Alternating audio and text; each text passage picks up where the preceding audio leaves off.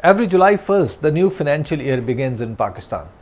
Before the start of the financial year, the government presents two important documents in relation with the economy. One is the economic survey, which tells about the economic performance of the previous year, and the budget for the next year. Traditionally, the economic survey precedes the budget by a day. In my past experience as a journalist, at the presentation of the survey, the finance minister says we hit all the targets, and if there is something that has been missed, is actually due to the factors which were beyond our control. Invariably, the media challenges the document prepared by the government, but all this hue and cry fades within a few hours as the budget is to be presented next day. Attention diverts.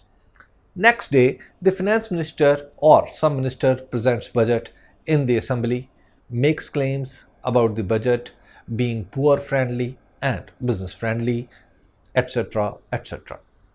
A day after the budget, there comes a post budget press conference in Islamabad, where the finance minister or the person in charge of the government finances gives details, answers questions, and make taller claims about the economy. Here ends the 3-day economic festival. The story is different for last 2 years, although the optics has not changed. The budget days began as usual.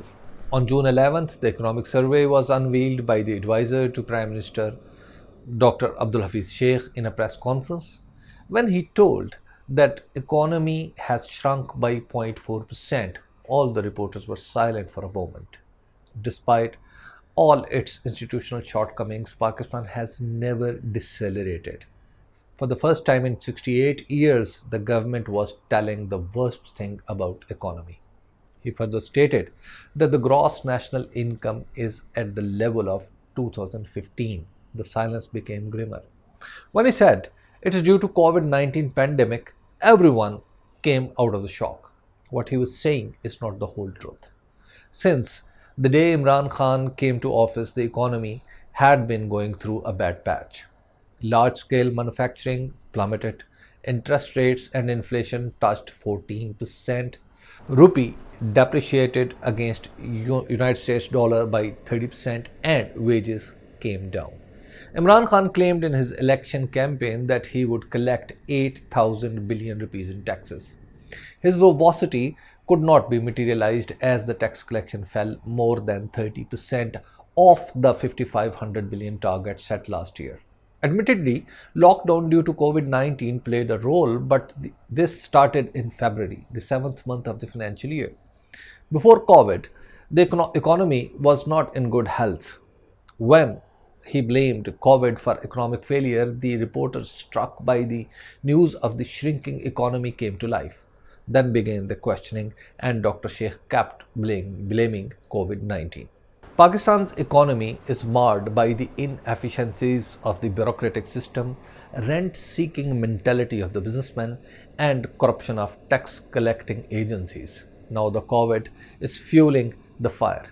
The only good thing of the country's economy is agriculture, which contributes 22% to the GDP, keeps feeding the population of 220 million, and does not depend on the government. Apart from agriculture, the services sector that constitute more than half of the economy has virtually came to a halt after the pandemic. Manufacturing, which is only 17% of the economy, is suffering from decline in demand even before the novel corona came to Chinese knowledge in Wuhan. Given the government policies and pandemic situation, neither manufacturing nor services seem to pick up. But the only resort, the agriculture, is facing locust. Swarms of locusts are found in more than one third of the districts of the country.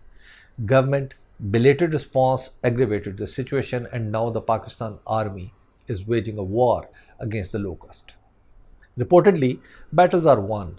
The war is yet to be decided.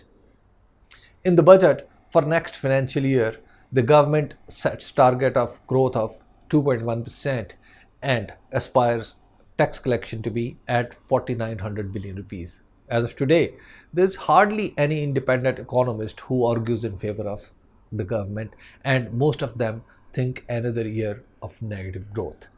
The tax targets again unrealistic, but the IMF's pressure made the government to set it.